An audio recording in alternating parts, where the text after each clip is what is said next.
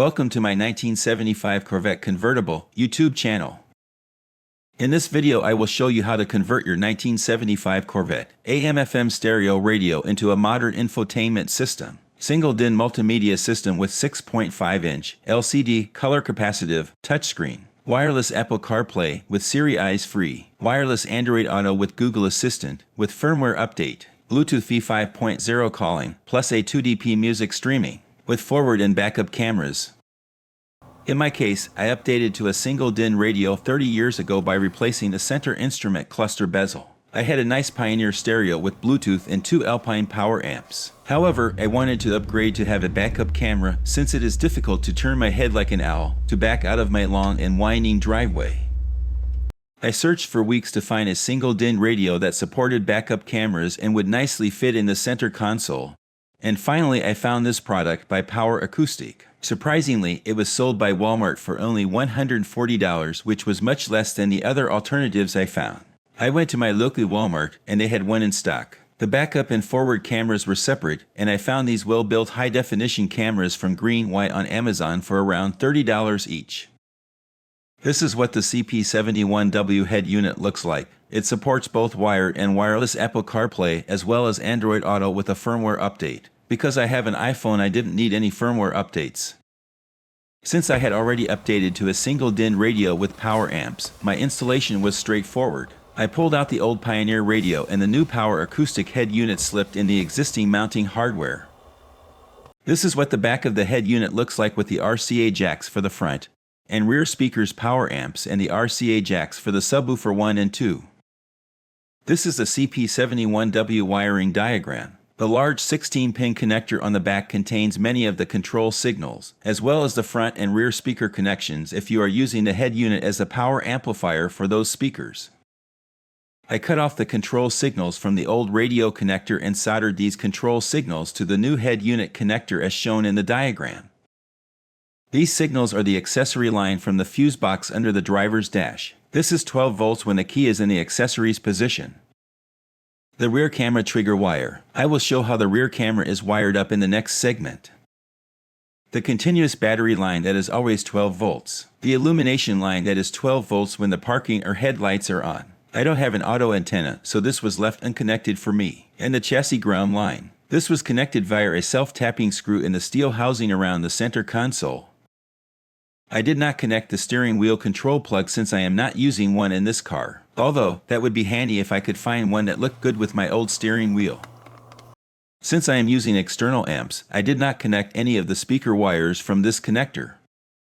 On the small 8-pin connector I will show how to connect the front camera power wire and the brake detect wire. Pin 3 on this connector goes to the external power amplifier control input. This turns on the external power amplifier when the head unit is on. The last wire is another chassis ground connection. On the back of the head unit are 9 RCA jacks for the external power amps, the video feed for both the front and rear cameras, and a video output that I didn't use.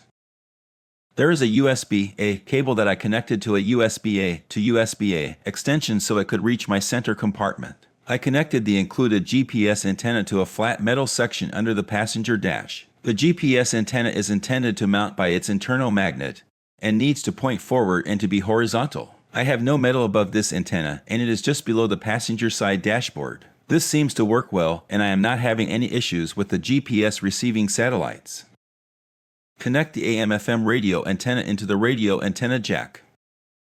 I have an external microphone that was part of my old Pioneer radio and I reused that to plug into the mono 3.5mm inch jack. This works better than the built-in mic on the head unit since it is closer to my head, and in a convertible, there is a lot of wind noise.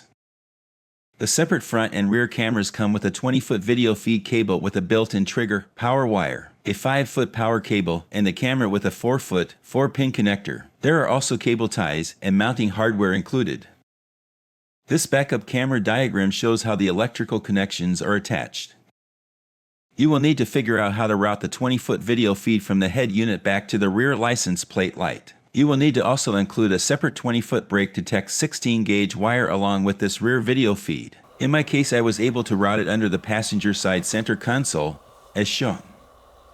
This is the same path that I had previously used for routing the external amplifier line inputs. Keep in mind to avoid routing this video feed near any unshielded power signals to avoid any interference with the video. I continue with the route from under the center armrest and up to the rear deck. I pulled up the carpet in the rear deck to route the wires along the amplifier wires leading to the back of the rear deck. There, I drilled a half-inch hole through the back deck fiberglass to reach outside the passenger compartment. The half-inch hole is large enough for the rear video RCA jack to pass through.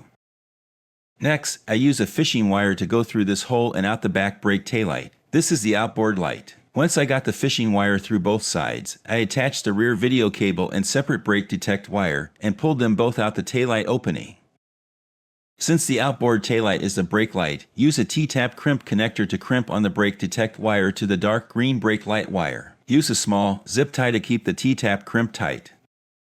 Fish the rear video cable from the outboard taillight to the inboard taillight. The inboard taillight is the reverse light. Prepare the rear camera power cable by soldering a 4-inch pigtail, 16-gauge wire to both the rear camera red trigger wire and to the power cable red power wire. This is to facilitate connecting both the rear camera power and the rear camera trigger wire to the reverse light wire. Use another T-tap crimp connector to tap the red pigtail wire to the dark green reverse wire, and use another zip tie to keep the connector tight. Crimp the black ground power wire to the black reverse light return wire with another T-tap crimp connector. They both should look like this. Now plug in the rear video RCA plug into the power cable RCA jack. Use electrical tape to keep the connection secure and waterproof. Feed the rear video cable wires into the inboard taillight opening so the cables fall behind the rear bumper cover. With the rear camera wires hanging down, cut the green loop wire to disable the camera's backup guidelines. Disconnect the 4-pin rear camera connector so the backup camera can be on the outside of the rear license plate light. Fish the 4-pin connector through the gap between the license plate light and behind the bumper cover. Behind the rear bumper cover, reconnect the 4-pin connector and bundle up the excess wires to fit right behind the rear bumper. Use the adhesive pad to stick the backup camera in front of the license plate light and flush with the top of the bumper license plate edge. Once the camera is positioned squarely, use the 2 included screws to hold the camera to the bumper cover. Note the camera can be adjusted with a set screw to provide a clear view of the back of the vehicle. The next step is to connect the front camera. This is the wiring diagram for the front camera. The front camera comes with the same 20-foot video feed cable with a built-in trigger, power wire, a 5-foot power cable, and the camera with a 4-foot, 4-pin connector. At the back of the head unit, plug in the front camera RCA plug into the front camera orange jack. Solder the red front camera power lead, coming out of the 20-foot video cable, to the pink wire out of the head unit's small 8-pin connector pigtail. This pink wire provides the power for the front camera. Run the front camera video cable underneath the driver's side dash to the firewall right above the firewall engine compartment connector block. In the engine compartment, drill a 1/2-inch hole adjacent to the speedometer cable into the passenger's compartment. From the engine compartment, push a fish wire through this 1/2-inch hole into the passenger compartment. Attach the front camera video cable to the fish wire and pull it through into the engine compartment. Pull out the excess video cable wire and zip tie up underneath the driver's dash. In the engine compartment, route the video cable along the left side and out to the front of the vehicle. Take off the front license plate and you will need to drill a 1/4 inch hole, precisely 19/30 seconds left of the front center line, and 5/16 below the front license plate holder. This is to clear the front bumper system. Here is a view from the other side to show this hole just misses a large center bolt. From the outside, feed the 4-pin camera connector through the 1/4 inch hole to underneath the bottom of the car. The front camera power cable needs to have the red power wire from the 20-foot video cable soldered to the red wire in the 5-foot power cable as shown in the diagram. The black ground wire is not needed for the front camera. Underneath the car, plug the video RCA plug into the power cable RCA jack and use electrical tape to secure. Also, connect the 4-pin connectors together using electrical tape to secure. Cut both the camera green loop wire to prevent the guidelines showing and cut the white loop wire to non-mirror the front camera view. Using the adhesive pad provided, stick the front camera just below where the front license plate would go. Once the front camera view has been adjusted with the set screw and test driven, use the included mounting screws to hold the front camera in place. With the front license plate on, it may need to be slightly bent to not obscure the front camera view. Now that everything has been connected, let's see all the new features in action. The boot up time for this unit is 15 seconds, as shown here from key turn on to music playing. The unit remembers what the last settings were and starts from there. In this case, this is music from the external USB thumb drive. The main reason I got this upgrade is for the backup camera feature, which automatically comes up when the car is in reverse. I disabled the guidelines from the camera by cutting the green loop wire. The guidelines you see on the screen are from the head unit and are adjustable. In my case, I have them narrow enough so I can center the top green lines to my driveway center expansion joint. This is far enough behind my car to get a nice clean path out. To see the front camera view, you need to press the power acoustic icon, and then press the front camera icon. This has a 170 degrees adjustable fisheye viewing angle. I have the screen brightness at the maximum, but the glare from the sun can make it difficult to see, especially when the convertible top is down. The Siri Eyes free button on this head unit is this microphone button. Press it to give voice Siri commands. Navigate to Tucson Mall. Getting directions to Tucson Mall using Google Maps.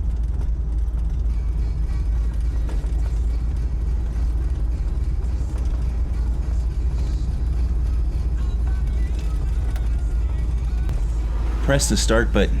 Note when in navigation mode, Google Maps and Apple Maps will display the GPS speedometer and the speed limit of the street you are on. This is shown on the upper right corner of the screen. I used this to see how accurate my car's speedometer was to the GPS speedometer, and I was surprised they were within 1 miles per hour. Other map features include satellite, 2D and 3D views, voice notifications, traffic conditions, and always pointing north to name a few. On the lower left corner is a home button that selects one of 3 screen views: Apple CarPlay dashboard, split screen, and full screen. Apple CarPlay is very powerful and gets new features nearly on every iPhone OS upgrade. To make a phone call, press the microphone button and use the vocal commands to call someone in your contact list. Or you can say the phone number you want to call. Call Sue Smith. Calling Sue Smith. Mobile.